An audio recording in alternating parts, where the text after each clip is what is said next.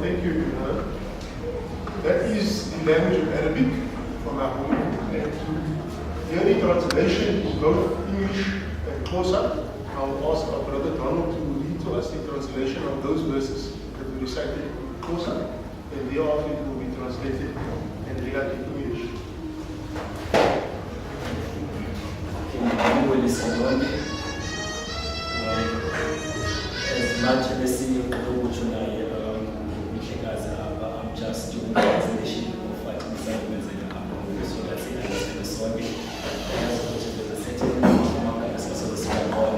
But now we've mentioned that the side is possible.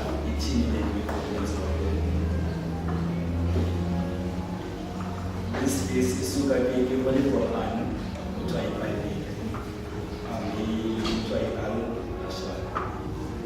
It egamene likaala usukufefe usozimela uala kuthela kumele ukudunyiswe akukho wonke uala wazi izinto ezingabonwayo nezo zibonwayo usolufefe usozimela yena uala akukho wonke ngaphandle kwakhe unezinto ungcwele kangcwele umthombo wokukhusela usomandla umelisi ungcwele uala kuko konke okumubusanayo yena uala umdali umenzi umbumbi ngawakhe onke amagama amnandi bonke abo basemazulwini nasemhlabeni bayamzukisa yena usomandla usobulungu.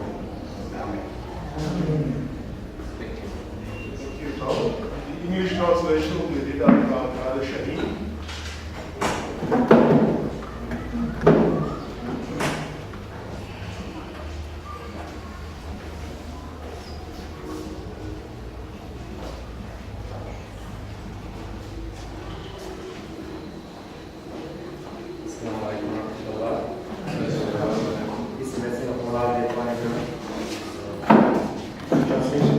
Verses that were recited is taken from the 59th chapter of the Quran, Surah Al-Hashr,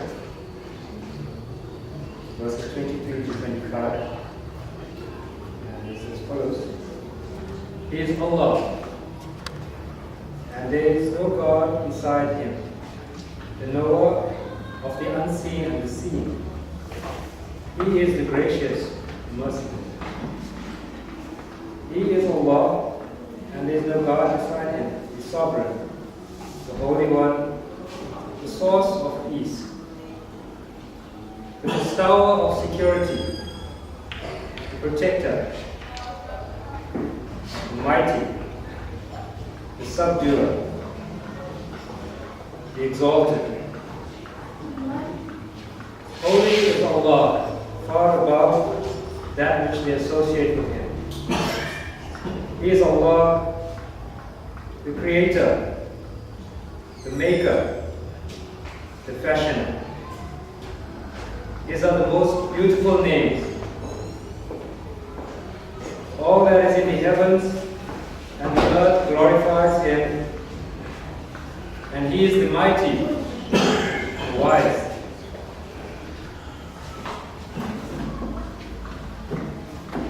Thank you so much, Brother Shaheen, for the translation of those verses from the Holy Quran, speaking about the attributes of God.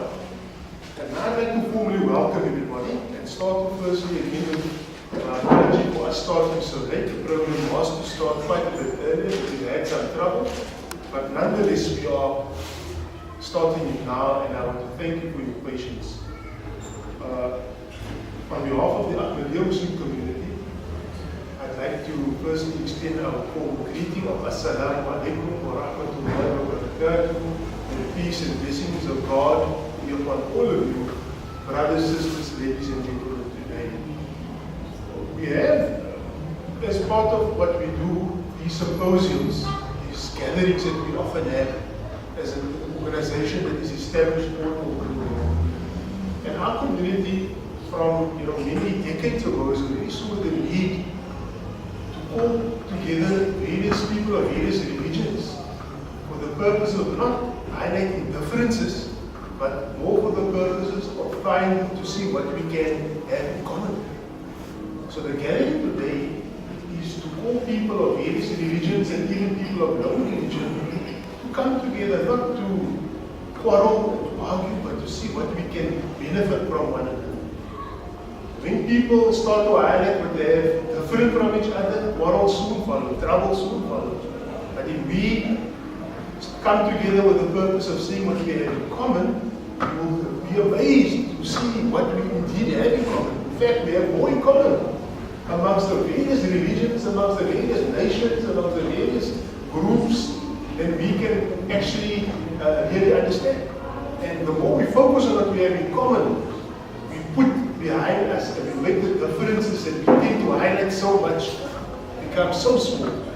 And we start to realize that there is an idea of unity amongst that we must try to achieve. So we have these symposiums all over the world with that purpose in mind. And the world in which we live in is a world where, many parts of the world is not peace.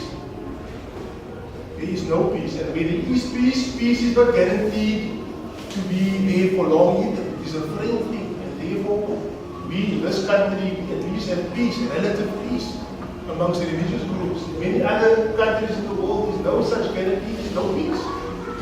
And where there is peace, like I said, it's frail, and we need to continuously work to maintain that peace.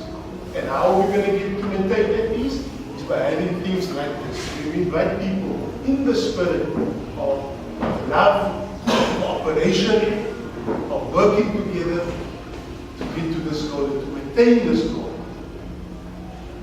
So our theme today is peace in our lifetime.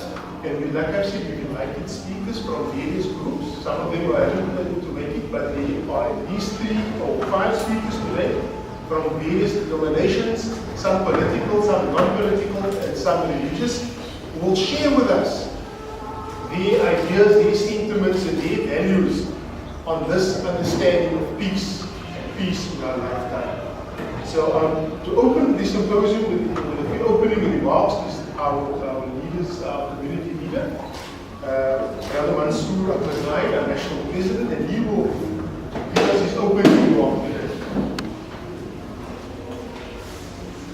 Thank you very much. I want to greet all of you with the Islamic salutation of greeting. Assalamu alaikum wa rahmatullahi wa barakatuh. May peace and blessing of God be upon all of you. I will talk about a few minutes on the verse which I have recited in front of you. One of the prime subjects of the Holy Quran is to talk about the beautiful personality of God. And for that, in Quran, different places, the attributes of God are mentioned for us to know the personality, and other places the work of God is also mentioned for us to understand how God works and how the beautiful work of God is. Many religions, they give a different way how to get a peace in our life. And some people they prescribe chanting, some they have some other things. One thing which the Holy Quran also prescribed to us is that we should reflect and ponder on the attributes of God. If we do that, then we ourselves will get the peace. And the peace in the life of the individual can turn into the peace of the society. Because if the individual person is not having a peace, then that society will never get the peace. The verses which I have recited in front of you, many of the beautiful attributes of God are mentioned here. The time is not permitted to talk on all of them. I will just take 2, 3 or 4 out of them. If we reflect on them, we can easily get peace of mind, we can get the tranquility, we can get better in our life. The first attribute which I want to mention is Ar-Rahman. Ar-Rahman in English we call gracious. If we ponder on this attribute of God, we can realize that in our surroundings, even before we come to this world, all those things which were created by God, they were without our asking. We are enjoying in our life many things which we don't ask, but God provides to us. If we look at the help or the things, facilities which we receive from the government, from the other people, always people demand something on exchange. For example, we are sitting under the electricity. We get electricity bill at the end of the month. But imagine the sun which is every day shining on us. We don't get any bill from God that I have given you light, pay this much. So that is Rahman, gracious. It's the grace of God. The air which we are sitting and we are enjoying, it is also a grace of God. So like this, when we ponder on it, we can get uncountable things in our life which we are enjoying, but we are not receiving any bill from God on those things. So this is a way when we reflect on the attribute of God, we can get a peace and we can get a hope. Because the personality who will give you without asking, that can also give you when you ask. And that is the God.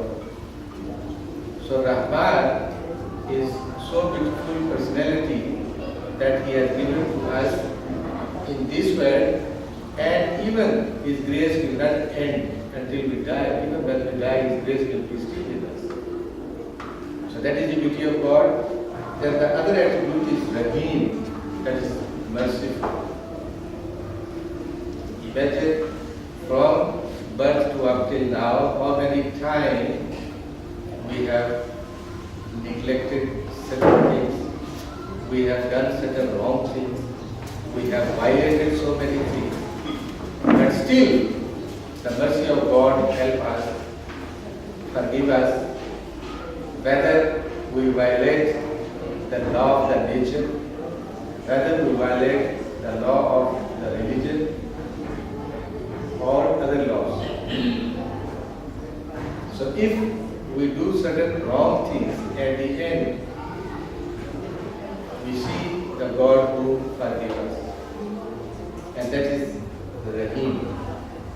And the particular issue which we are talking today, which is peace, is also mentioned here, the attribute of God, As-Salam. As-Salam means source of peace. So the peace comes from God. It means if we attach ourselves, if we go closer to the personality of As-Salam, which is the source of the peace, then we can also get a peace. If peace is within us, it will reflect automatically into our society, and that can turn our society into the peaceful society. Another attribute is mentioned, that is Malik. Malik being master. If we believe on a master, a lot of problems can be solved.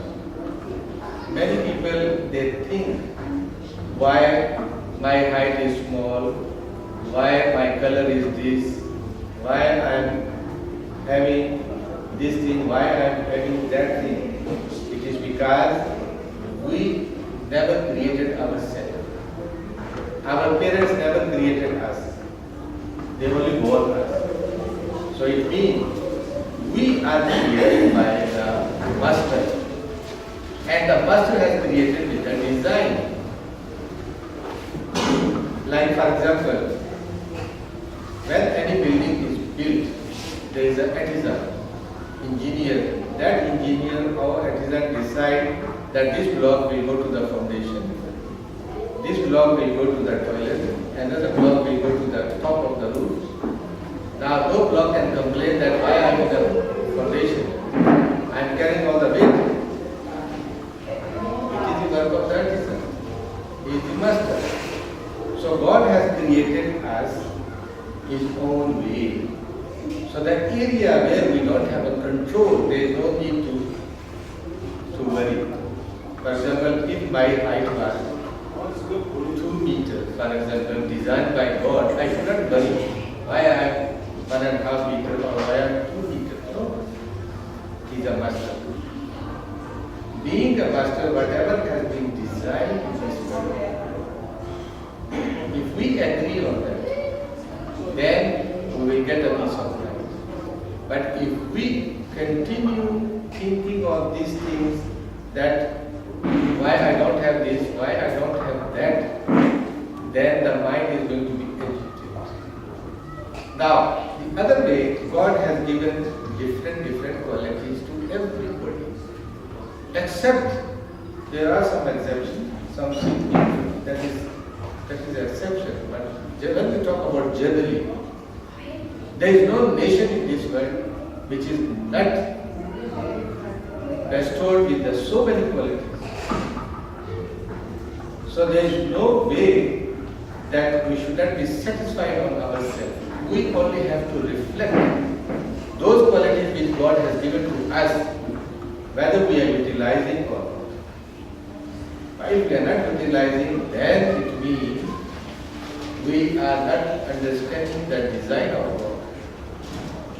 The way He has designed this world. He could make us all one color. He could make us all one height. He could make us all same weight. But the differences which we have, they are actually the beauty of this world. If you eat one food every day, continue eating the same food after maybe 2 days, it will be better. If the land would be flat all, after walking small, you will become tired. Some of the drivers, though they go on a line drive and the roads are very flat, there is no mountainous area, they become bored and they start sleeping. Sometimes they get accident. So whatever is designed in this world, it is due to a personality which is mastering, Malik. So due to that, the life becomes beautiful. The life can be taken as a very good life in the sense that if we reflect on the plan of God, the work of the God, it will take us in a long way and we can easily stay in calm and cool life with a peace. The other thing is, whenever we look at our worldly life, we should rather see those people who they are having less opportunity. When we see those people who have a less opportunity, then we can realize that I have this advantage, I have that advantage. And that can turn into thank of God. And if we become thankful to the God, then we get a peace of mind, we become happiness, we get a happiness. But if we see those people, though they have more opportunity than us, then we will be always in anxiety, thinking ill about others, finding a way to bring those people down, to get those things for ourselves, and that is wrong. We should rather appreciate those people God has given to them. That is a blessing for them. And what God has given to us is also a blessing for us. But that does not mean that we should not struggle. We should struggle. We should continue struggling in our life and continue thanking God.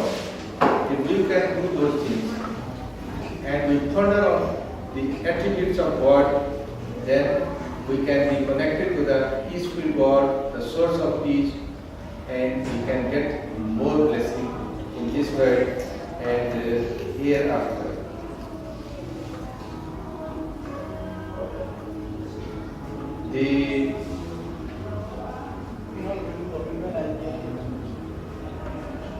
If we don't thank God, we will be continuing on thinking certain things, and that can lead us into sickness. So whatever God has given to us, that is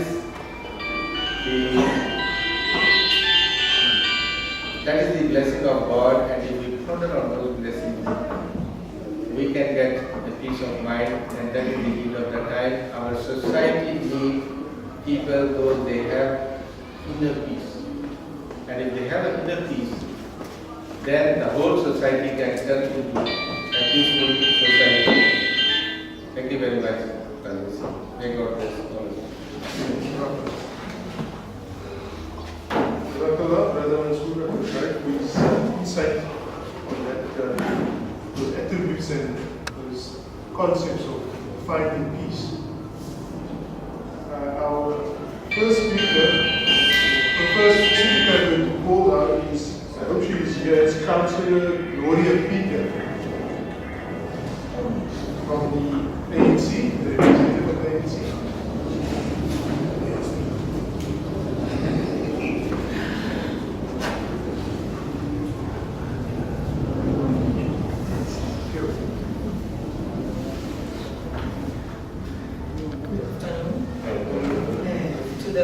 Leadership,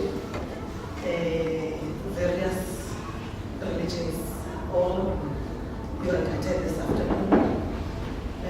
My name is Councillor Khayelitsha Peter of Ward 92, the host ward. I think mine will be not much, is to welcome everybody who is here and also cite the importance why we are here today. That I felt that I must leave everything and be part of this august occasion. And as I did here, it is very rare this has happened in our local townships. We know that we meet in our respective places of worship and do our own things separately, we're living in silos.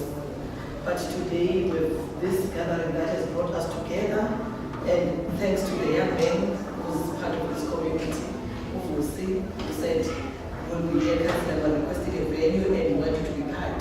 There's so much projects that he is involved in the community that has to do with connecting young people and making some activities, connecting their minds out from the streets.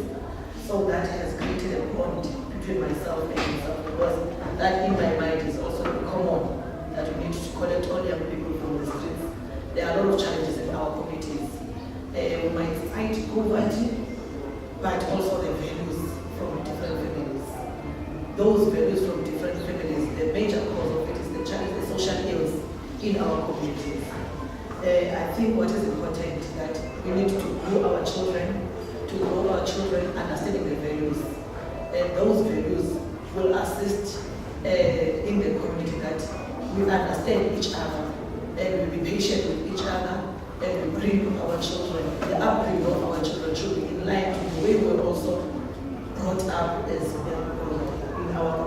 we're growing.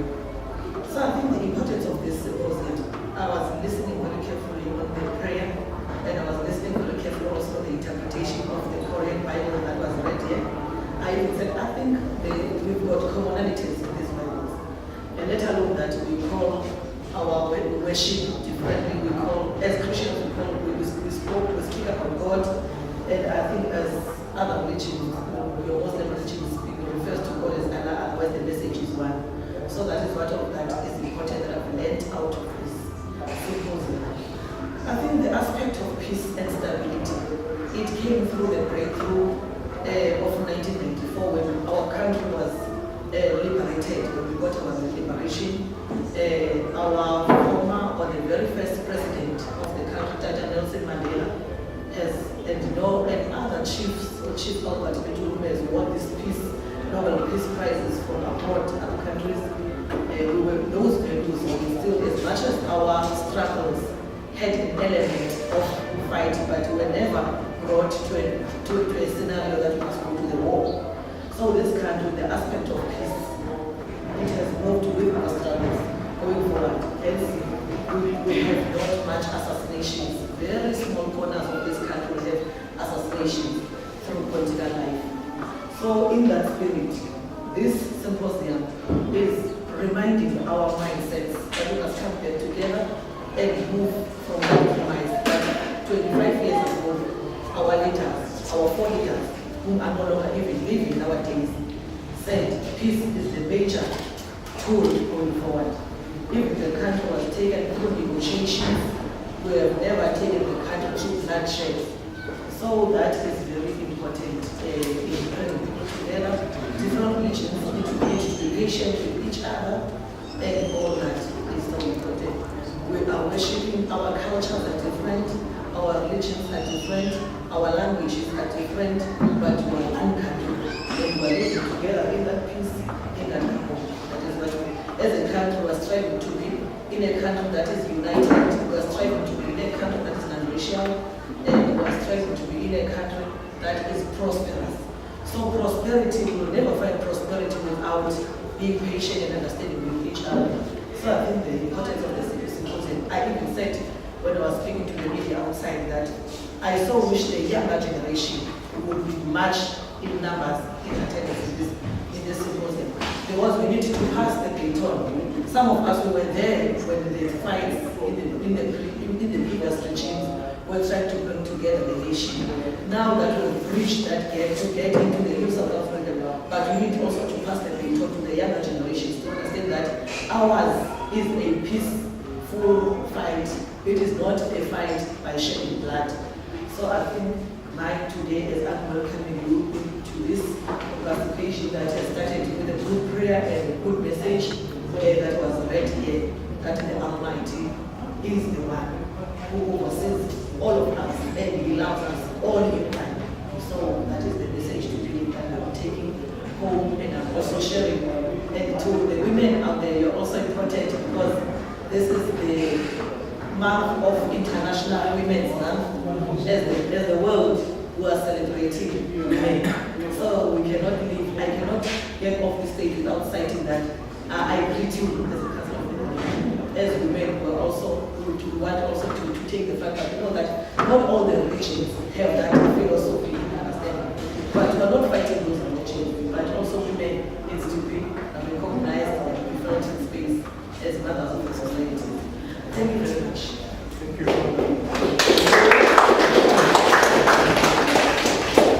Thank you, Councillor Peter, for making us feel welcome. Definitely, we hope to learn things. These ideas have been coming on since man was created. The idea that we want to be at peace.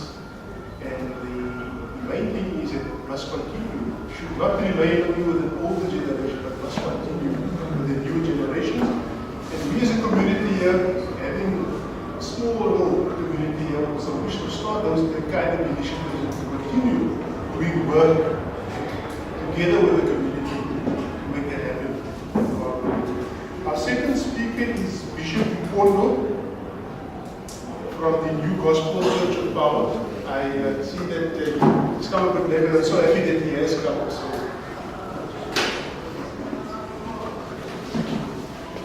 I've just been told now that Bishop will be assisted with the translator. So, Donald, will you be translating? Okay, fantastic. I want to thank the speakers also, and I also want to remind speakers we are slightly late on our program, so they can just, take that into account.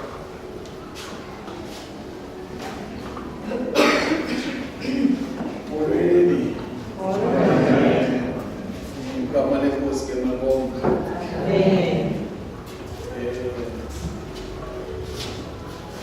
Mantate mtu wabudise. And let me take this opportunity and greet you all. Kwamba mifuna hii kulipa au kulapa itetwa. The reason I wanted the interpreter, I wanted each and everyone to get the message. Sometimes izinto ezikhona for years kumuntu bathetha ngesingesi amaXhosa just pass through, we don't hear it because they spoke the language that you had used.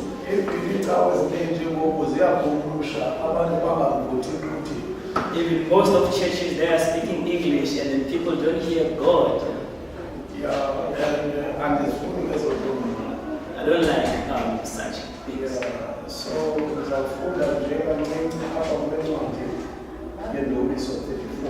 Okay, I will read at the books of Psalms, verse 23.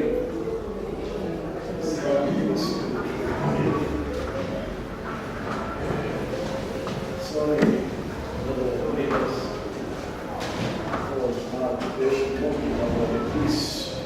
So namhlanje sithetha ngoxolo.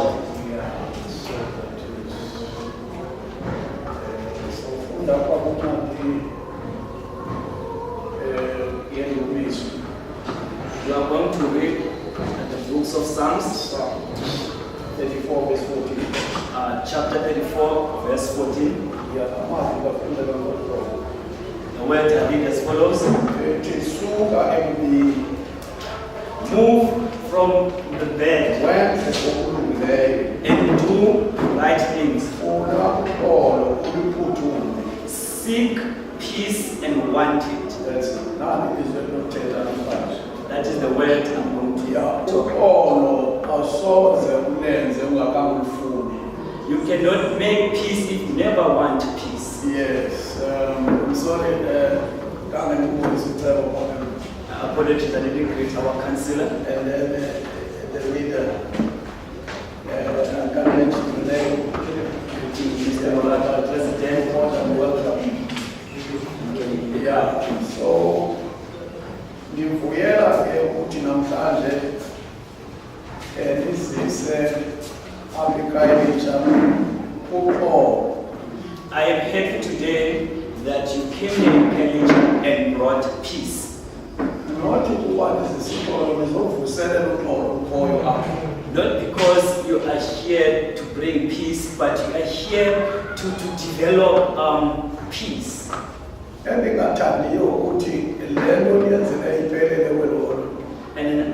I want like this thing that you are doing to end up here in this world.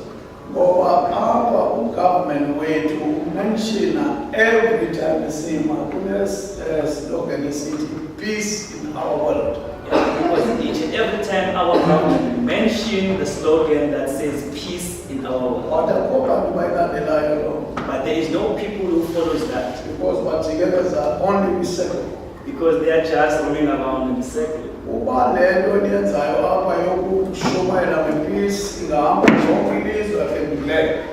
If this thing of preaching about peace can go all over the world, I will be glad. The word of God says, go all over the world.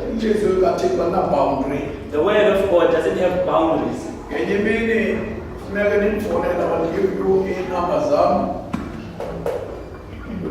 Okay, one of the days I would like you to call me. I will give you my numbers. Because the phone would organize and we got a big fraternity in Khayelitsha of the pastors. Because I want to organize the big pastors groups here in Khayelitsha. Because this must be a pastors knows this, a peace. Because when we talking about the pastors, we're talking about the shepherd. So the shepherd must have this powerful word, which is peace, to go and feed the sheep to the church. Not only here, but this world. This is very important, gentlemen. It's not something what we can keep on this world. It's something what we can take it to other churches, where we can get other churches. Because we can call churches on this world, they won't come. But we got a big center here in Khayelitsha, and we got two fraternities. We got a great commission, whereby if you are ready, I can also organize those organizations to come and present this peace. Because really our world needs a peace. not that need talking about the peace, we must make peace in our world. In other words, the peace is for no boundary. The peace is for no color. The peace is for everybody. The peace is white and black and pink. That is the peace. As the image of God, we must have a peace. If we have a peace, never be a problem in this world, in this wonderful world. But if we're just talking about, I was very scared this man when he invited me yesterday, and he said I must be here. I said, my friend, please, don't come and tell me there will be Islams coming here in this location. You think I will be there? Because I'm scared. Because this day is special, this time of the year. This is very, very sensitive. Because it's the time for the people they organize, they confuse the people about organization. So now today I can see what we're trying to do. Then that's why I say I'm jealous to just come with a few people, meaning that this, you need a lot of people. So thank you very much to be here, gentlemen. You're more than welcome. Thank you. Because if you do this, meaning that to me, you are God.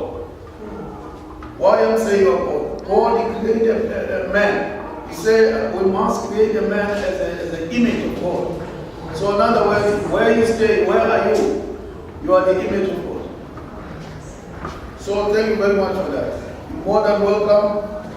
And I'm Bishop Bodo, as I say, as my counselor, and my lady standing there. My counselor next, I think June, when I open his church over the road, he's going to be a leader there of the church. He's going to be maybe a pastor. Am I right, counselor? Yeah, thank you. All I can say is, well done and God bless you. Thank you.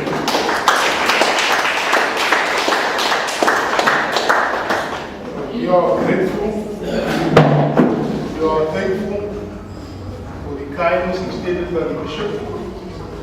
And we say to the Bishop that this is not our first symposium here. We've started in small as last year and the year before, but I also want to say that this year also we have another peace symposium scheduled. And God willing, with mutual work and cooperation, we can perhaps realize that idea of yours and bring this to more people. Because most people think that it is only to push a religious agenda, one party's idea. But no, we want people who have the same thing in mind, who truly want peace for each other, they truly want peace for the community. May God bless this work, and we hope to work together in the future. God bless. Thank you very much. Our first program was in Khayelitsha in Saidi Hall, and Bishop Mubakwa and some others they came. So due to that, for the past 2 years we are very close to each other. Even today we will be here, but due to this somebody should not be here. Yesterday there is another pastor lady in Musulman area. She's Lorraine Moko. She came yesterday. She was with us. She joined in the Friday our prayer. She was there. After that we had a meeting. She wanted to do a program in her area, and the way we discussed yesterday is going to be a very big event. Because she wanted to invite about 400 to 500 people.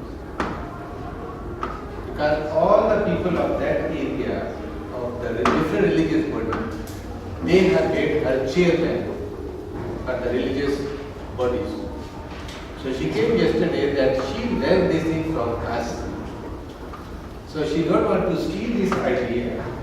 Rather she came so that we can join hand with her to do that program, and we are going to do it in June, 29th June, 29th June.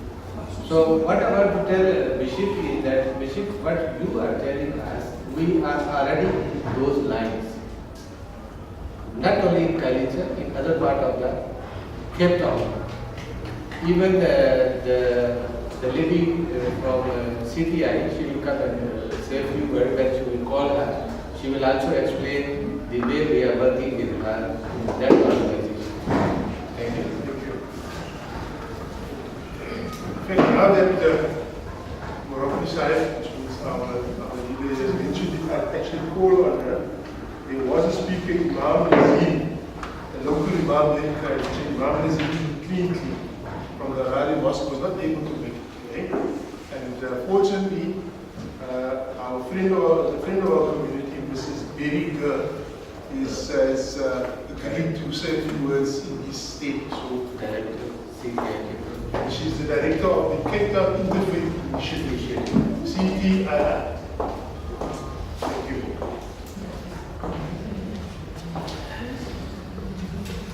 Thank you and good afternoon. Mr. Chairman, Muraki, Bishop, Councillor, ladies and gentlemen, honoured guests, what an honour to stand before you and talk about peace. Thank you so much for inviting me. I've had some time to contemplate the idea of peace in our lifetime, and we all want peace, but why do we then not have it?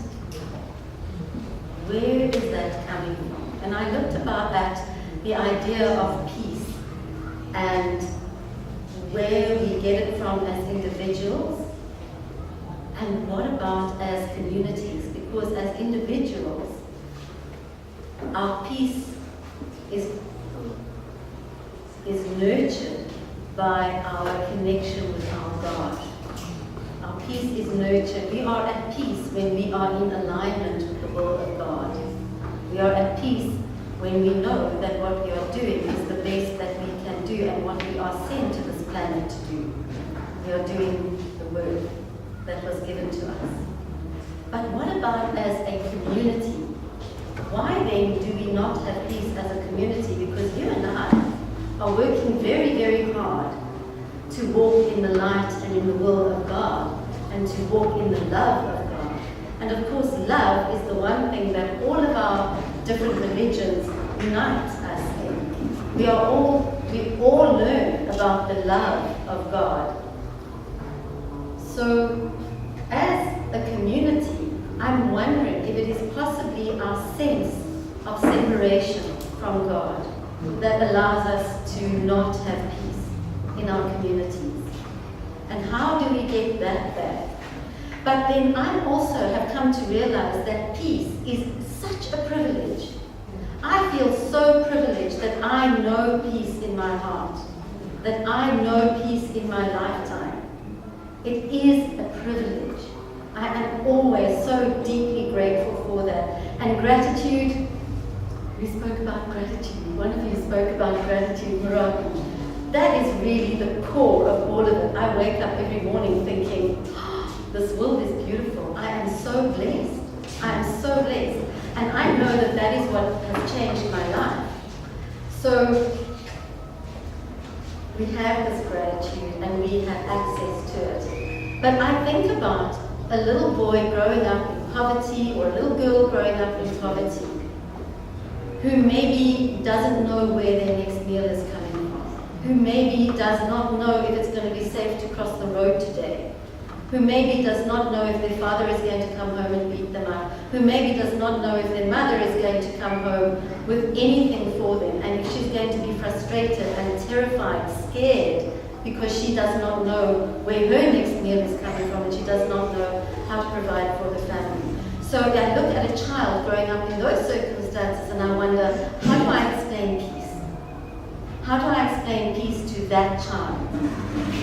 I also know that those of us who are privileged enough to know peace are often throwing our hands up and going, well, it's too big. I can't do anything about it. People must just get on with their lives and I can't do anything about it. But I want to tell you that I think that that is where our responsibility to our God and to our path comes in. Because I want to tell you that I think we need to hold a space for those people. Because you know there was a time when I did not believe in peace.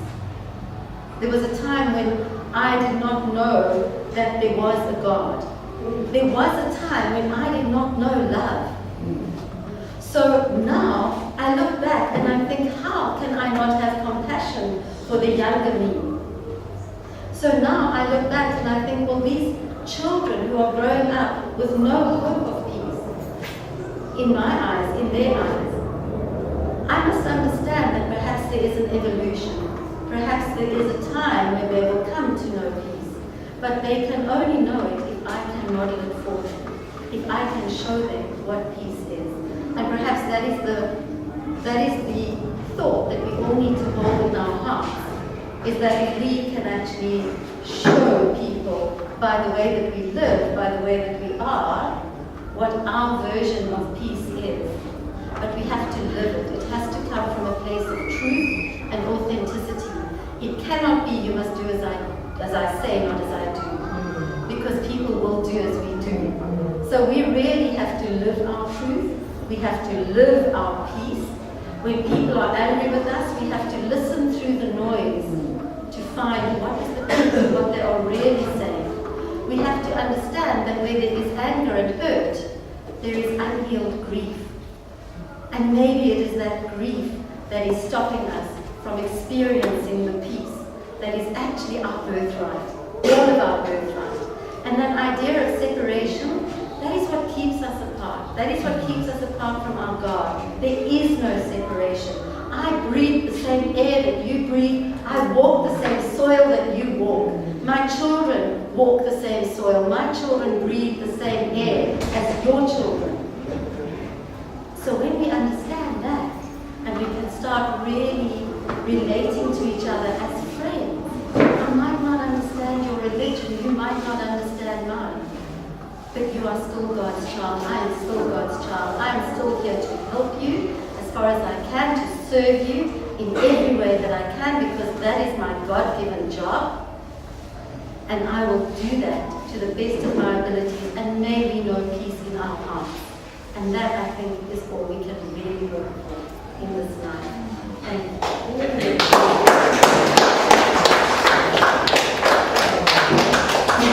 It's always reassuring and good to know that there are people from all walks of life who have the same idea. May not be everybody, but this idea will catch on very quickly when people realize what the benefit is of doing it.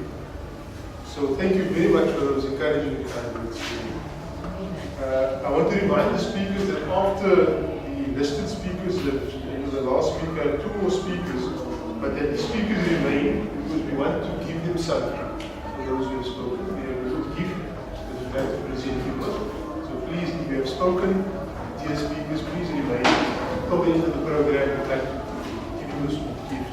Our next speaker was supposed to be Comrade Iwawa, but working from the EFF, but she wasn't able to come, but she sent a representative, Mr. Simtiambile Kumela. We will ask him to please address us.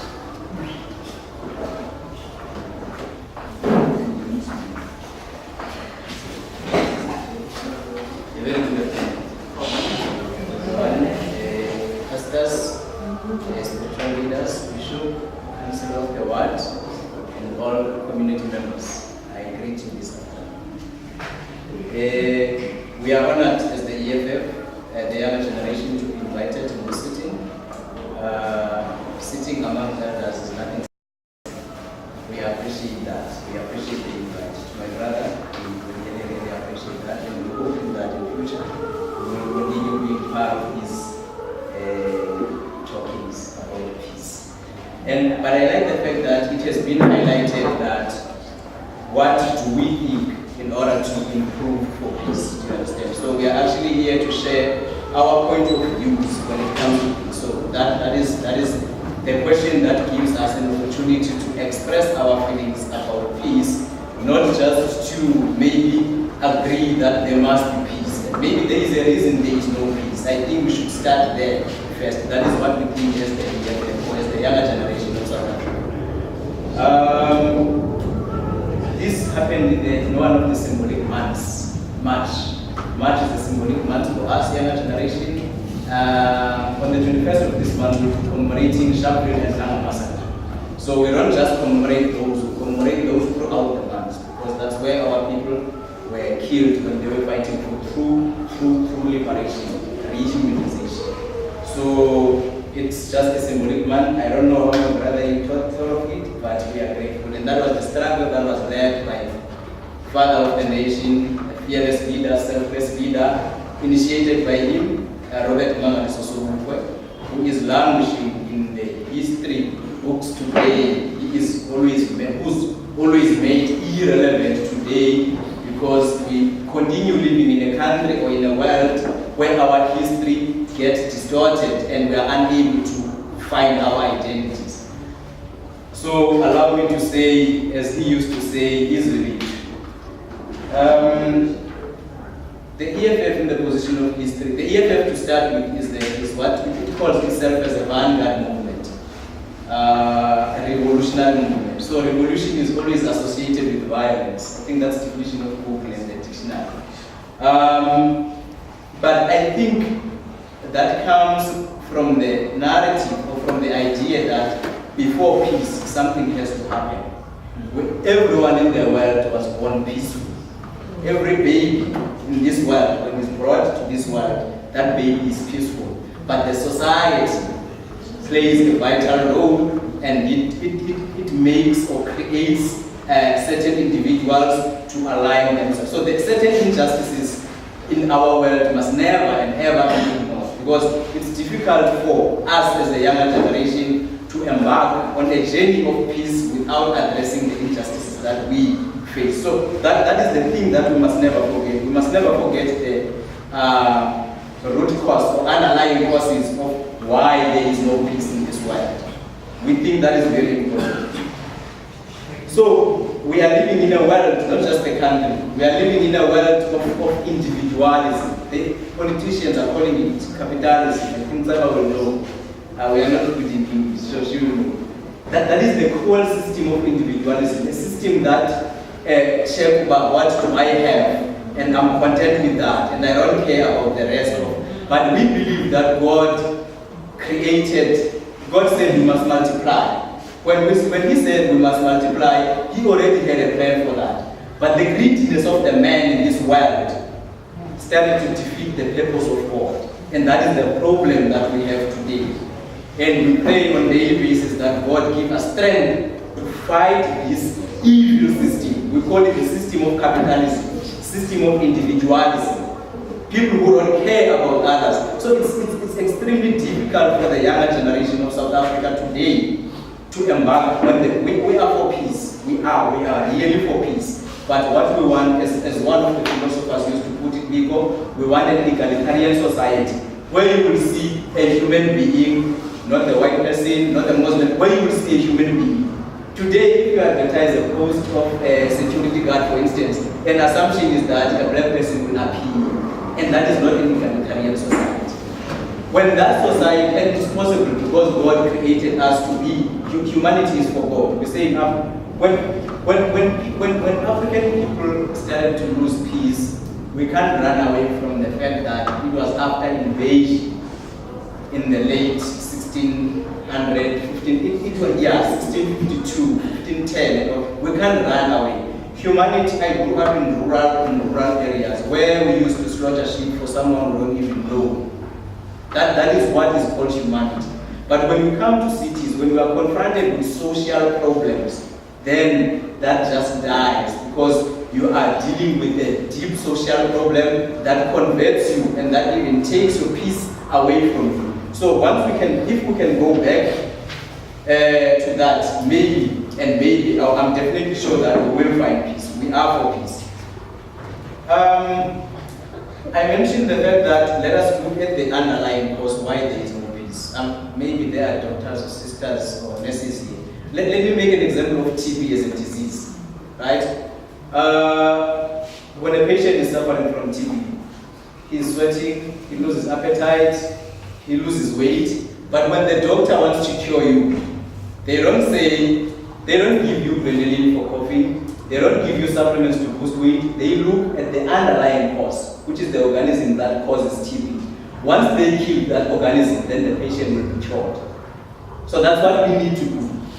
Once we know why human beings have lost peace, because we can't, I don't want to stand here and pretend like South Africa is a peaceful country. Right now, as we speak, two or a month ago, a student in DUT was shot down because he was fighting for free education. There is just, no, we need to acknowledge those and look at the underlying causes of those, and therefore, a majority of South Africans and the world will embark on the journey of peace. Of peace rather. So I mentioned the 1650, I might sound historic or politically, but I think that's fine, I think that's acceptable.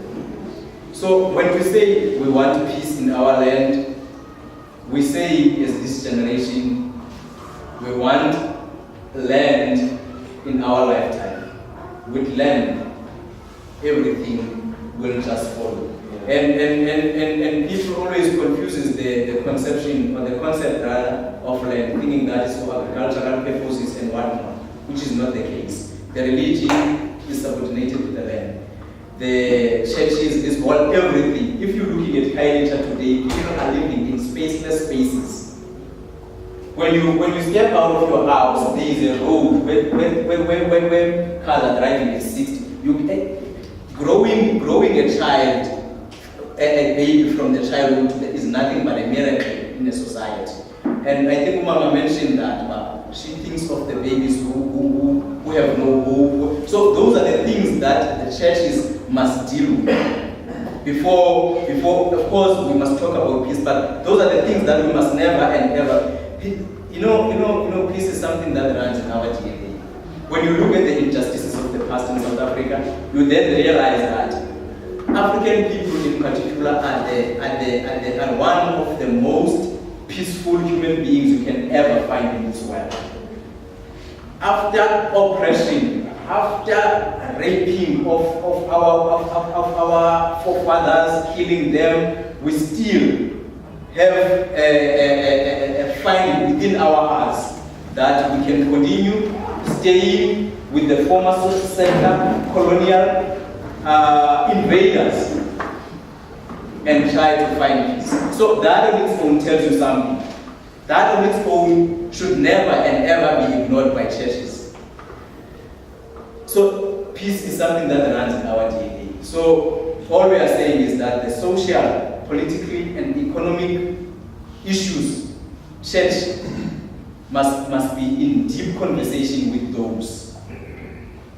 Must start addressing the underlying causes of not just peace, because peace can be once look, Dr. Muhammad Khalid, one of the revolutionaries, I think he was also a Muslim religion. yes. He was being interviewed one day by Phil Donahue. So he is asking Phil, if someone can come to your house, bombast your house, kick your doors, take your wealth, take your children, and do all of that, and they make you a slave. And in that process, when they have accumulated everything, and they ask you, my brother, can you be peaceful? Is that a fair question?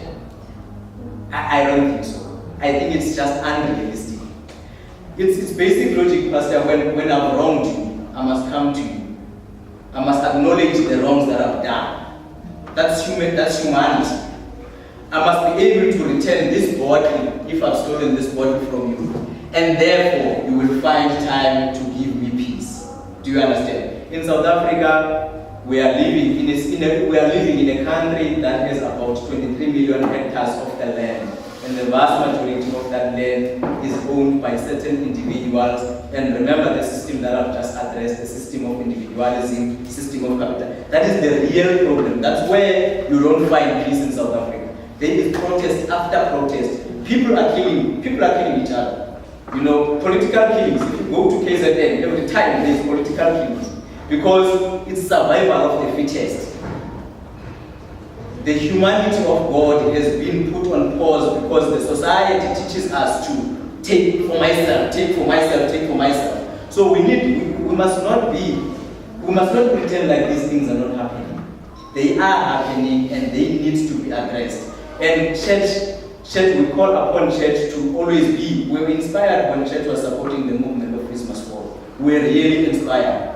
Churches must always be at the center of why people do not have peace. As I said before, that peace is something that runs in our veins. When children are born, they are born with peace. So EFF is calling themselves a revolutionary movement. The revolutionary movement is, we are not comfortable with the status quo. We don't want to lie. We don't want to lie. We want everyone in this world to live equally, to live peacefully, to be free on everything. But in South Africa today, you have black professionals, my brother, who must kill their being in the boardrooms in order to survive.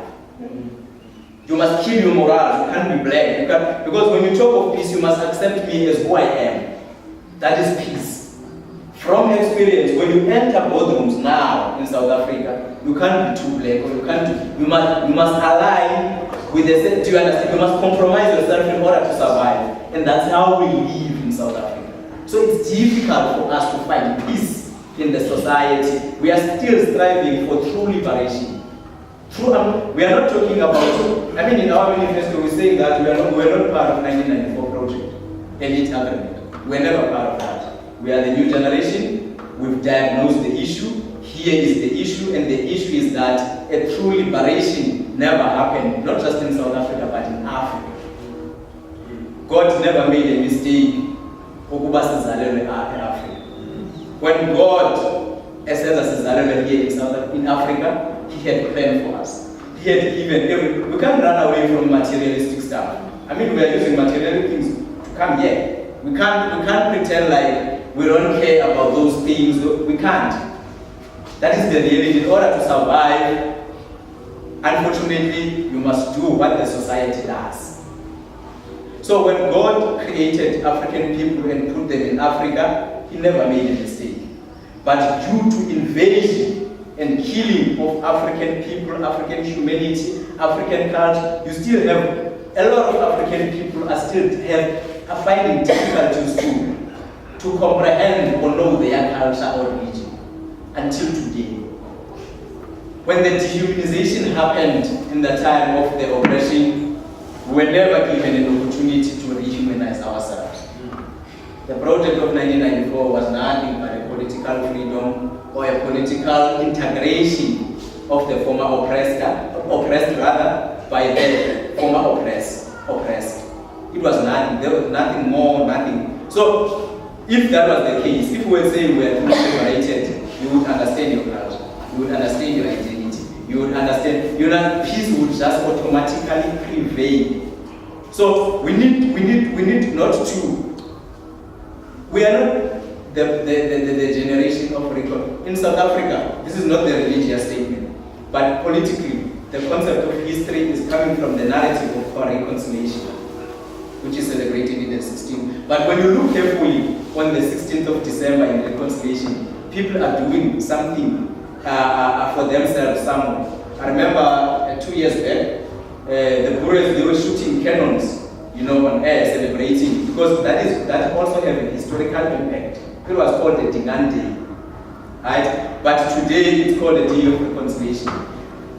We are more than willing to reconcile as this generation, provided if we are given everything that we deserve to be given. So, those are the issues that you find, and if you're looking at the developments of South Africa, you see that, and then EFF is always portrayed as this violent, and there is nothing but a historical provocation has caused not just EFF, young people from various political parties or various societies to embark in this certain journey of what you can call violence. Because we are being deprived, as I say, to embark on the journey of peace. So we are inspired by certain revolutions that happen in countries. I mean, in 1917 there was a revolution in Russia. Look at Russia and China today. They are one of the peaceful countries that continues to do business relations with other countries. But something drastic had to happen in order to rehumanize themselves. And we were never given that opportunity in South Africa, and that is why we are here. So when we're saying that we are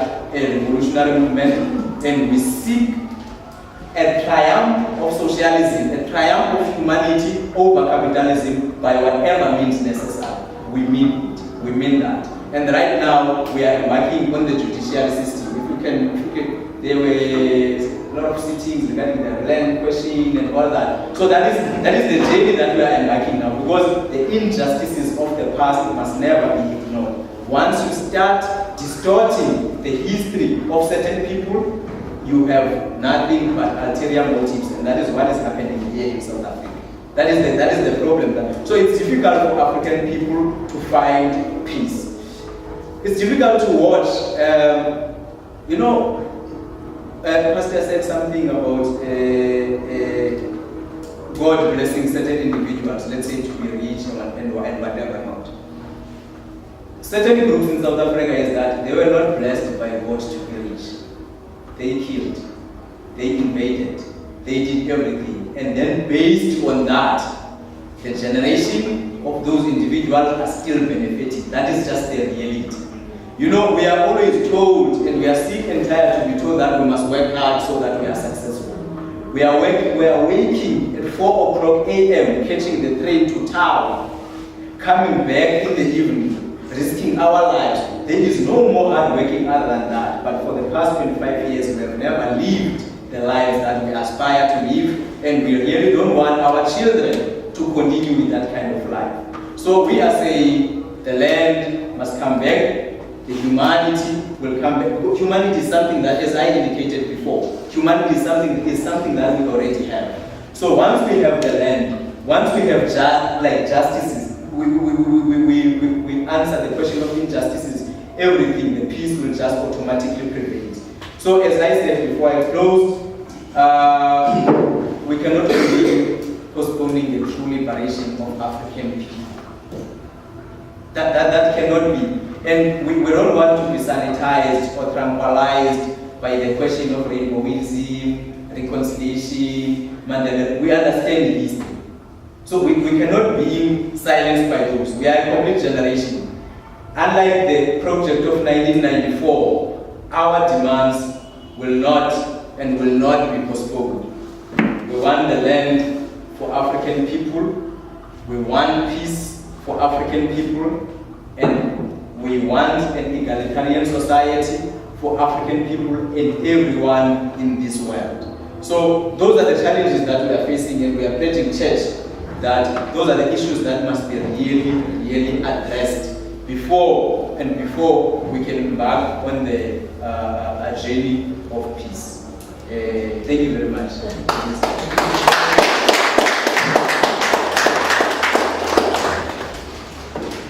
Thank you so much, Mr. Gurela,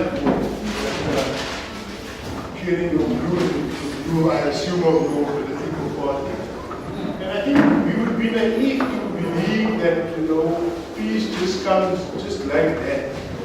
As people, most of religious background, spiritual understanding and approach. We also know that it is a struggle. This is the struggle of our time. And we've heard an interesting alternative now from the EU. And yes, I say to you, there's definitely things that we can look at and explore and see. We're not the only country to have these difficulties. There are countries with similar and worse difficulties. We can perhaps learn from that process as well. But we look forward to perhaps engaging at another time, at another platform on these ideas. Thank you so much. Before I come to Mr. Aziz from the Muslim community, there was Pastor Rasmani, who I asked if he would be still prepared to give us a minute or two of his time. He's welcome now.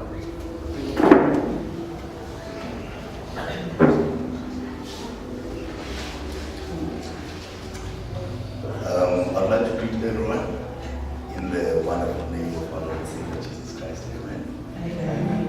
I'd like to greet the leaders, religious leaders, and our community leaders.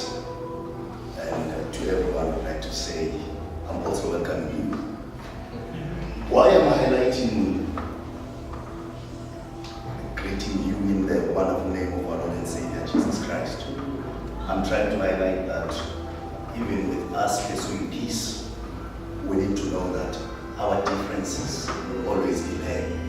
Now, it does not necessarily mean that now, once we pursue peace, it means that now we will go into one religion. It means that the differences will always be there. However, we need to accept our differences and move forward. Now, there's a mistake now with people when they look at the term peace. They think that everything is well. There won't be any arguments, no difference in ideologies. It means that now everything is well. Yes, we know that when there is peace, it means that now there is joy, there is happiness, there is love. You can't have love if you don't have peace in your heart. But now, if you are willing to accept other people with their differences, then it means that now you are also working towards building a country that does not only focus on peace, but it focuses on also understanding that our differences mean that we can work towards building our country. Now, I'm not a speaker, but all I want to say before I sit down is that I love the fact that in this one room we've got Muslims, we've got Christians, we've got politicians, we've got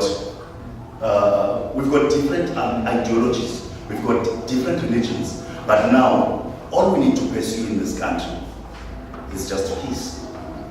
Now, I read books. There's a gentleman that I love, Mr. Mahatma Gandhi.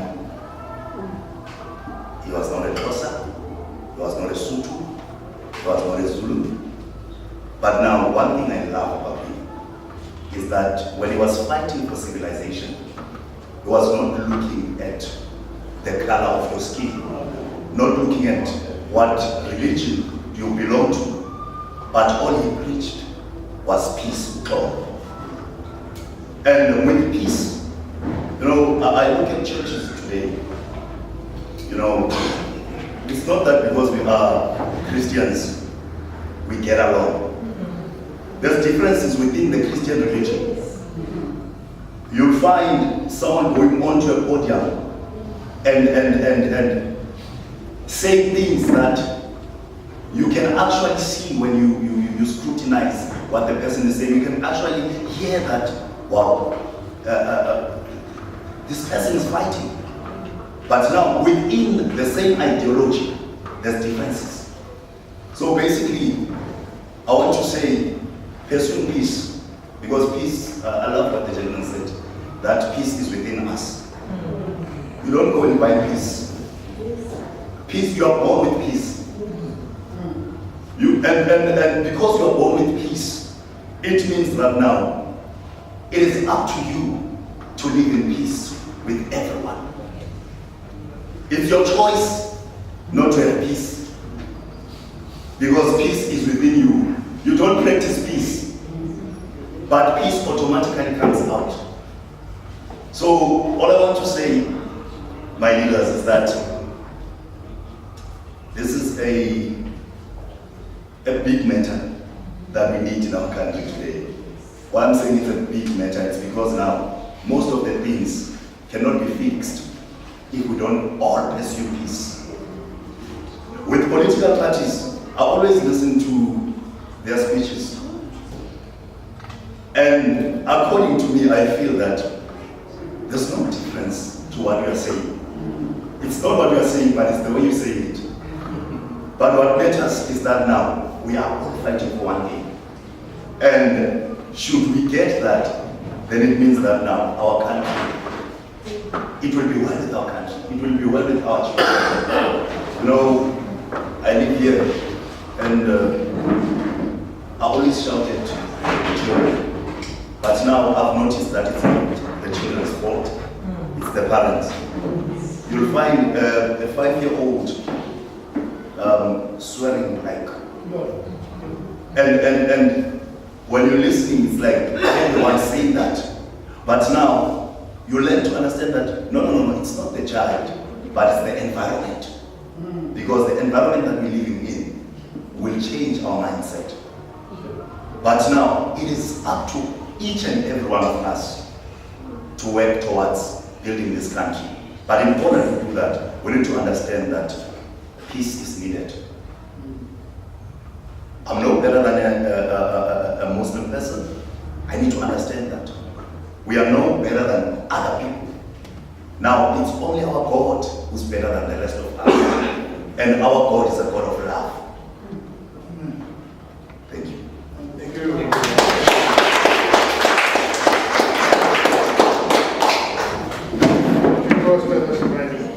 Now we'll hear from Mr. Abdulaziz Abdulatif from the community to speak. Please,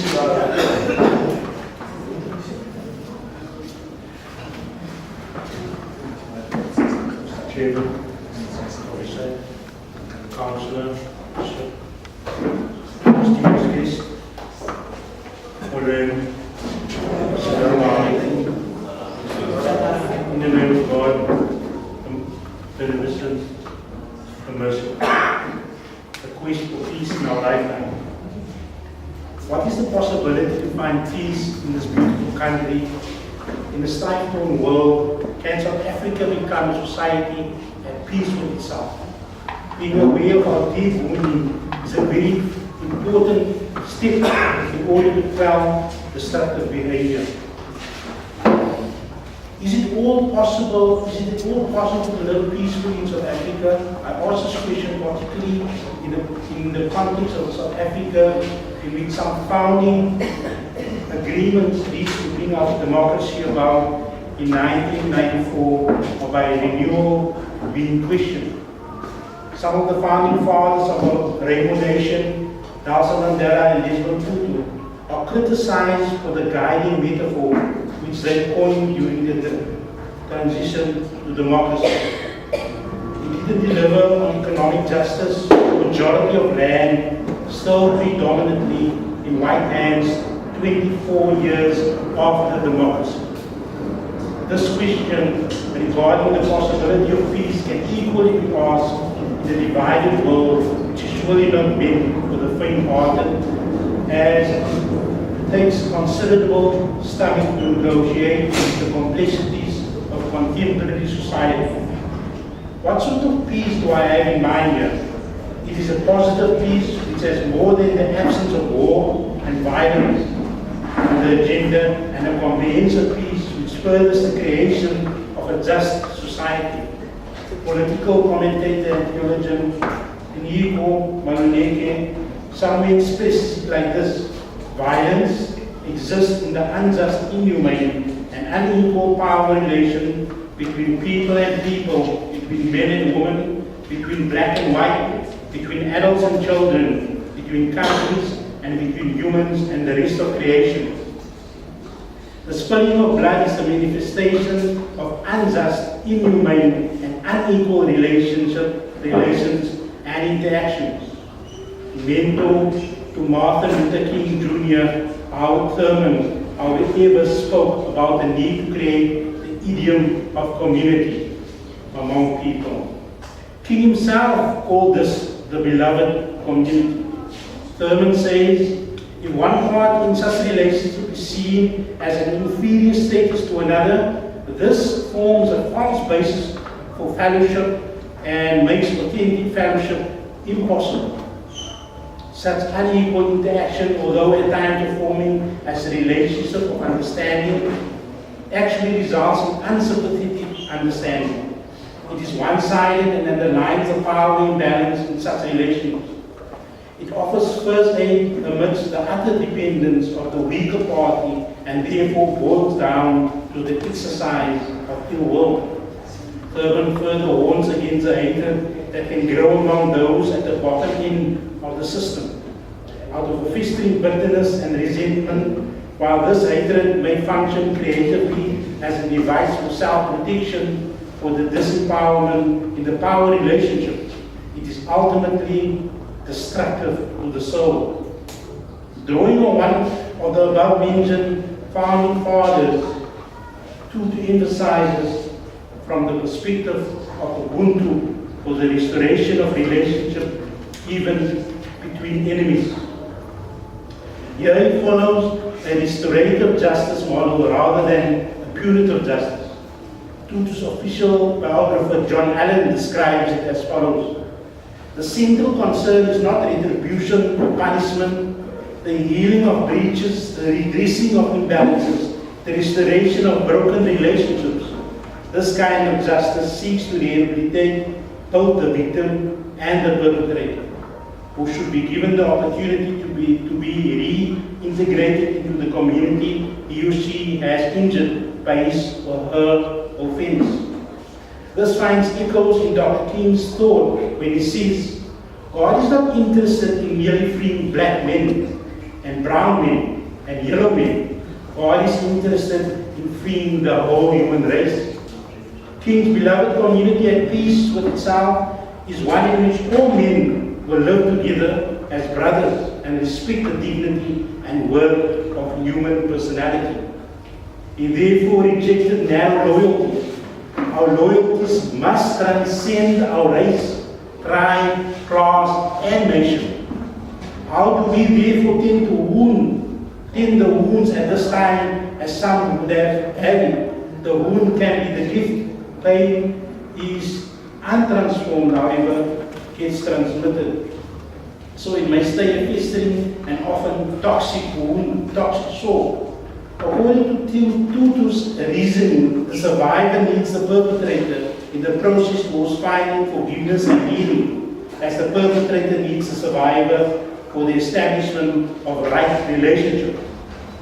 Our founding father of the Ahmadiyya Muslim community, Hazrat Mirza Ghulam Ahmad of Qadian, alayhi salam, the promised Messiah states that there are two overacting commandments of the Holy Quran. Firstly, unity, love and obedience of the Creator, glory to His name. Secondly, compassion for one's brother and fellow human being. Furthermore, they have split these commands into 3 stages. With reference to the verse of the Holy Quran, where Allah enjoins justice and the doing of good to others and giving like kingdom. The promised Messiah salam, comments that in the first instance, the meaning of the verse is that one should display justice in the relationship of obedience with his Creator and should abstain from becoming unjust.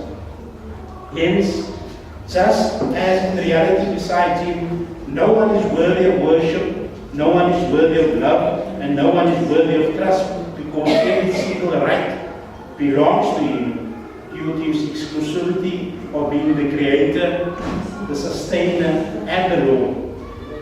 It is He who created us. He grants us life and sustenance, and it is He who provides for us the means of growth. Hence, this is His right alone. Similarly, you should not associate anyone with Him as in His worship, in His love, and His lordship. You manage to do as much, then this is justice, and the demonstration of which is obligatory upon you. If you wish to progress further than that, is the stage of doing good to others. That is for you to become so convinced of His greatness, to become so disciplined in your worship before Him, and to become so absorbed in His love, as if you have seen His majesty, glory, and His infinite beauty. After this, the stage of giving like kingdom, and that is for your worship, your love, and your obedience to become completely free from pretense and superficially, and for you to remember Him with such intimate friendship as you remember your fathers. Your love for Him should become like the love of a child holds for his beloved mother. In the second instance, in the term of compassion for mankind, the meaning of this verse is for you to treat your brothers and your fellow humans with justice and not to exceed in taking from them what is due to you. Do try to take your rights, but do not try to take more than what is due to you. And establish yourself upon justice. If you would wish to progress further from this stage, the next stage is doing good for others. And this stage is when you do good in exchange of a wrong committed by your brother, for you to grant him comfort in exchange for his abuse and to help him out of compassion and love.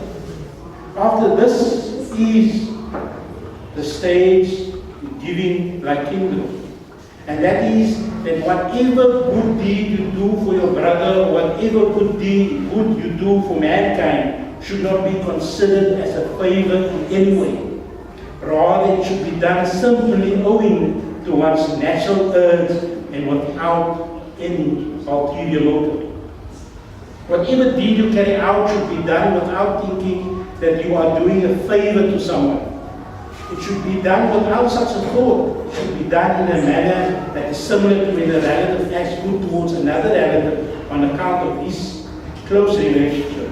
This is the ultimate stage of moral development, whereby one shows sympathy to the creation but without any personal interest or motive. In fact, the passion one has for his brother or close relative, one develops to such a high degree that he naturally does the deed without any reason or any kind of gratitude, prayer, or its end result. Thus, unless one develops and understands of the fulfilling of both these rights, the claim of establishing justice and equality will remain as mere claims.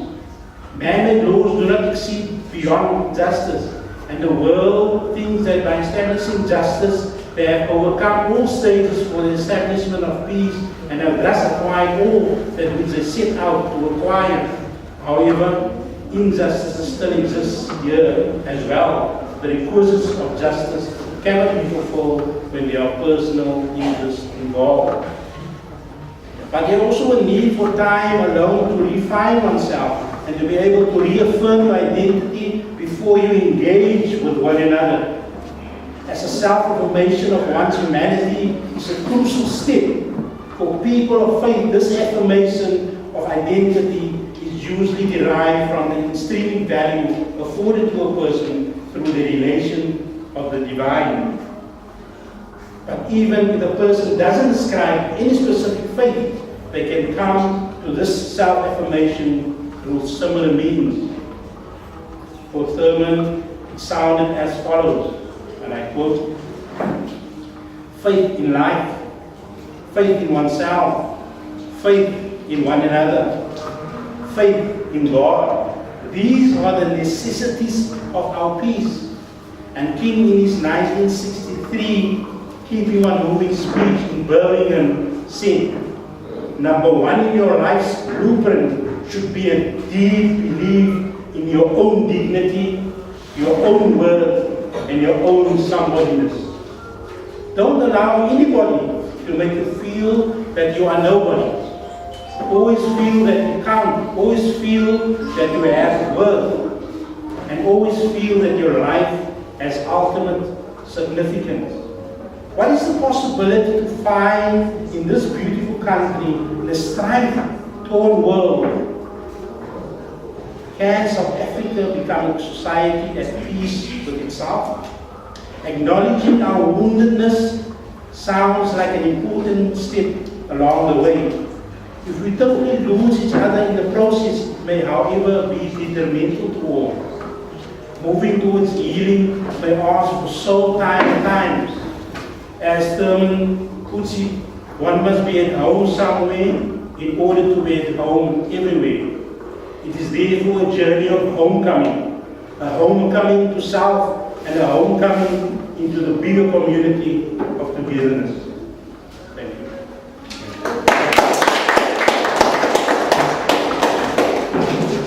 So the work, as you said, I just want to thank the speakers for making this afternoon's deliberations. I'm so quiet.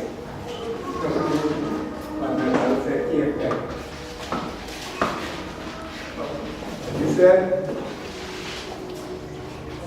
because of people, they were other people, were peaceful people.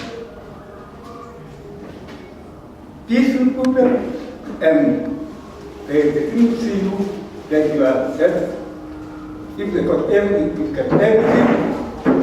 like the rich were by giving to the poor, like the Lord teaches us that you, the rich people, must give to the poor.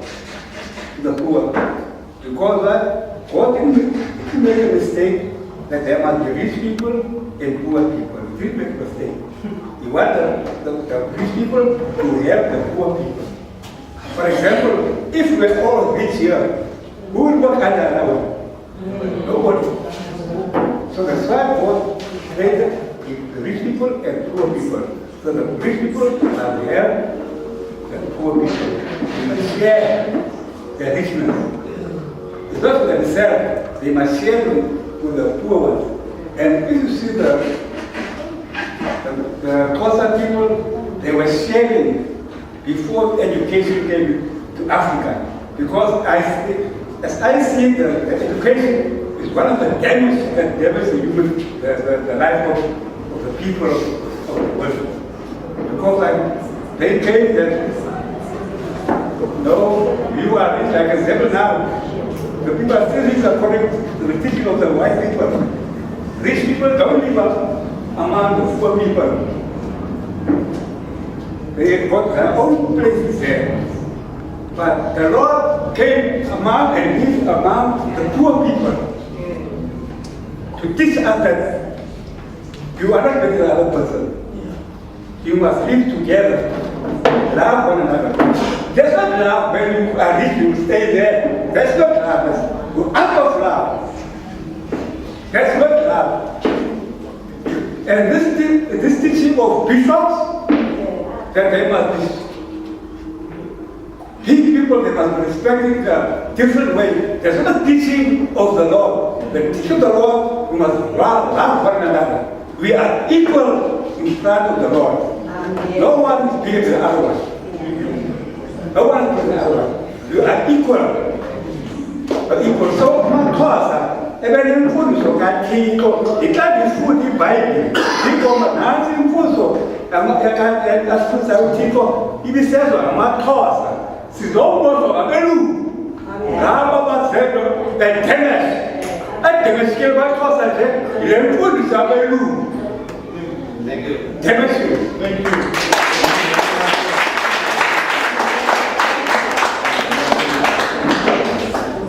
The brother has reminded me a story. Actually, the richness and poorness is relative. Understand? We always take richness money. Meanwhile, richness can be many ways. There was somebody who took his son to the village to show how people stay in the village. So when he went with the son, they stayed a few days. As he was coming back, he asked the son, tell me, how do you see these poor people? He said, Father, they are not poor. He said, how? He said, we are poor. He said, how? He said, look, we have small lights in our room. They have moonlight, they have sunlight. So they are enjoying more than us. We have a fence around our house. We save, we guard ourselves through the fence. They guard each other. They don't have any fence. They take care of each other. He said we have a small tub where we bath, or small swimming pool. They have a river where they enjoy it. We always go to the market to buy small vegetable which is already 2, 3, 4 days old. These people, they just go to the back of the farm, they get the fresh things. So how, Father, you say that we are rich and we are poor? We are rather poor. We cannot feed one dog. You know, you, Father, you have only one dog. These people, they have 4, 5 dogs. How can you say that they are poor people? So my brother, richness and poorness is relatively how you understand. God has not made anybody poor. It is we, the way we think. Yeah. If we think materially, we are not going to be rich. We will be ever poor because there is a struggle going on. We are 100 years behind than America and Europe. Unless we remove that gap, then you think that you are a rich person. You will never be rich. Because they are already 100 years advanced, they will be more advanced. Unless we make effort and run to catch them, then it could be. If not this, what God has given us, we should be happy of that. And then our life will be peaceful.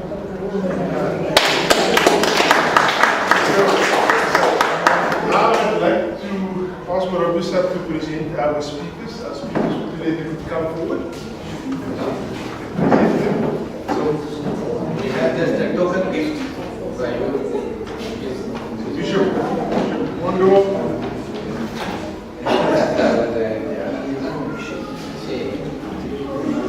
All those speakers, lady,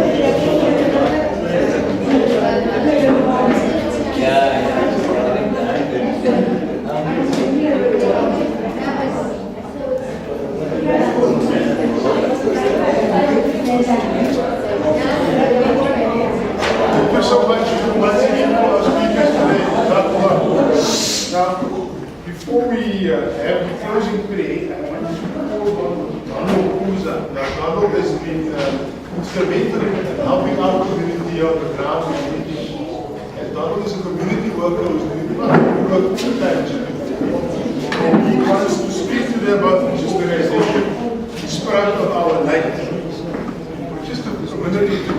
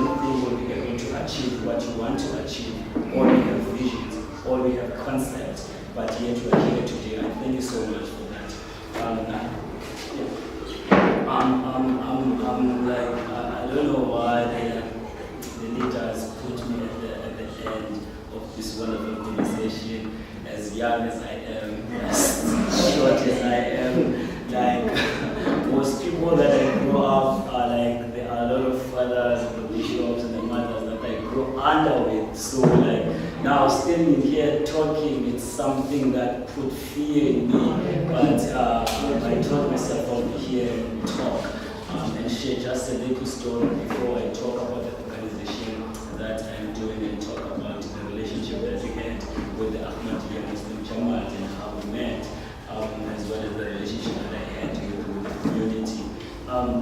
The topic is so great. We talk about the peace.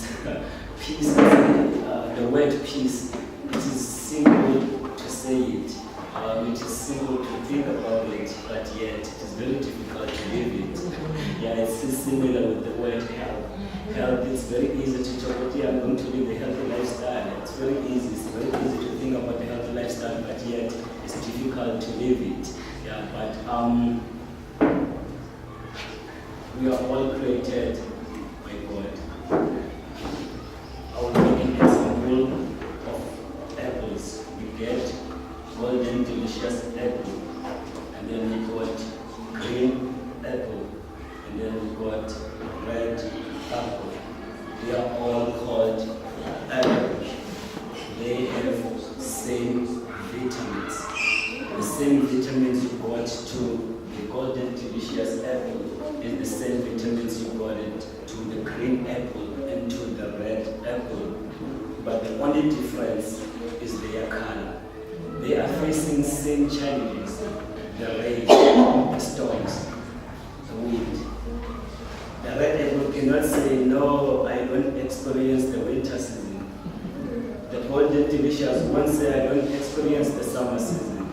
The red apple cannot say, I don't experience the spring season. They are all facing the same challenge. They have a seasonal lifestyle. Same applies with us. We are human beings here to different color, but we are one. We have blood, we have heart. You can cut me right now. The only thing will come out is the blood. I can cut Mr. Zaid. The only thing that will come out is the blood, which means we share the same blood. We share the same mindset. But the problem that we have is the acceptance of other human beings. Like my brother mentioned, a lot of stuff that I quoted. So it is very important for us to understand. Hence, we created this kind of event so that we can bring and develop a cohesive community. We are facing the social illnesses within our community. We are facing the substance abuse within our community. We are facing crime within our community. But yet we are different. Peace is not something that you can say it. Peace is not something you can think about it. It's something that you have to live it. It's something that you have to live it. You have to find peace within you. In order for you to reach your destination, you need to find peace, which means you need to forgive yourself. And then secondly, you forgive the next person. You accept the next person. And then together, you move forward. Before there was a story of a young girl who grew up in a rural area, and then her parents were unemployed, and then she was the only child that was in the house as she grew up. And then all she was doing is to have a boyfriend or a man that will marry her, and the man will be able to sustain her because she had no vision. She has no other vision without having a husband to sustain her. Yes, she was studying the lady. As much she was about to finish her matric, she fell pregnant. And then when she was about to write her exams, and now before that, she got this husband because what you desire actually automatically will come. Right? When you confirm with your mouth, the universe will deliver it to you. And then she was able to get the husband. But yet now along the way, as she was pregnant and she had to write an exam of grade 12, the husband divorced her, number one. And then she was pregnant and she has to write the exam. She delivered the baby, but she couldn't go and write the exam because she was alone. There was no one next to her. And then it reminds that somewhere, somehow, we need one another. If the husband was there, if the neighbor was there, if the friend was there, I think she would be able to write the exam and be able to do well to her exam. but there was no one next to her. Somehow, we need one another. We need one another. You can have ABC, but you may not have DEF. But if we come together and image those alphabet, we may bring something big. We may bring something about a change. We may bring something that will put us in the place that we thought we could be. I love talking. Let me talk about my organization. As I said, I love talking. Talking is something that I need. So I'm very honored to stand here and talk about my organization. Actually, it's not my organization. It's our organization because it's for the community. That is where the mistakes start. When you start putting this is my thing. And then it's where the credit comes in. Yeah. So it's for the community. It's not for me. We're doing it for the community. You cannot claim something that you're doing for your community. You can say you're in the leadership of the thing, but you are not owning the community that owns because you're working with the community. I have this small organization called Development Association. It is the sprout of our identity. So what you are doing, just briefly about the organization, we are planting the habit of financial independence, entrepreneurial skills, the business opportunities, and resource management in order to access the employment opportunities. So what I usually do, I teach these kids the importance of starting, growing, sustaining the business. The reason I wanted these kids to start the business and to grow the business and to sustain the business, we had challenges as South African young people, and then we have educational challenges that we have, and then we find people who did well in their matric, but they've never got an opportunity to go to varsity. We find people who dropped out because of the finances. So now, how about now teaching these kids to make money for themselves, to save money for themselves, to invest their education for themselves? If a kid can start a business at the age of 9, 10, 13, saving, investing the money, how much money she will be having at the age of 16 or the age of 18 when she is about to enter the university, So this is the only thing that can bring something about the change within our community. This is something that can create an independent society. We all have minds. We all have people who all have mindset, but the problem is the understanding of what we have, the understanding of what we have psychologically. I remember when I like to quote to the Bible, when Moses was called by God, God was in the fire, and he was calling Moses, and then he said, Moses, I call you, I want you to liberate my people in Egypt, because they are suffering, they are slaves. The only question he asked to God, he says, how am I going to do it? How am I going to do it? The only person that came to our God, he says, what is it in your hand? He says it's a rod, and the God says this is the thing that you're going to use to liberate my people. Which means at that moment Moses couldn't understand what within himself, couldn't understand the gift that was there in his head, couldn't understand what talents he has within himself at that time until someone confirms it. Noise happening within our townships. Most of people within our townships doesn't understand the power of their mind, doesn't understand the greatness they have, doesn't understand the gift they have because of the circumstances that we have within our townships, because of the challenges that we have within our families. So now hence I started this organization so that we may create young people who can be economically independent. I laughing about it. I'm not talking about the EFF kind, I'm talking about the economically independent, right? So that they can have a sustainable lifestyle. So this is the organization is all about. So I thank you for this great opportunity and sharing the wisdom that I have. Thank you so much.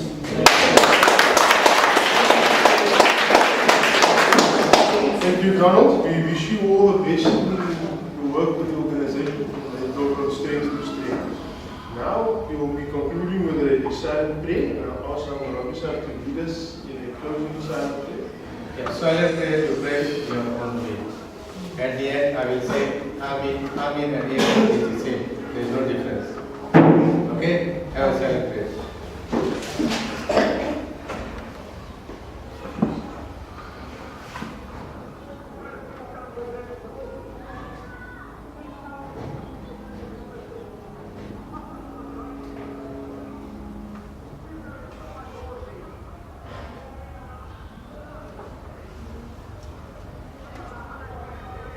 Amen.